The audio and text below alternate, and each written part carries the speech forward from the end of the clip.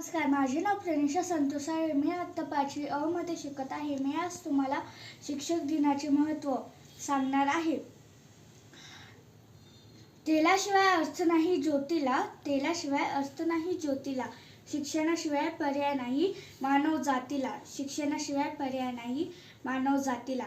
मानव जातीमधील शिक्षण ही एक पवित्र गंगाच आहे. आज आपण समाजात अन्न, वस्त्र, निवारा यावरही जगत असलो तरी पण मानव जातीमधील शिक्षण ही एक प्राणीभूत पायाच आहे.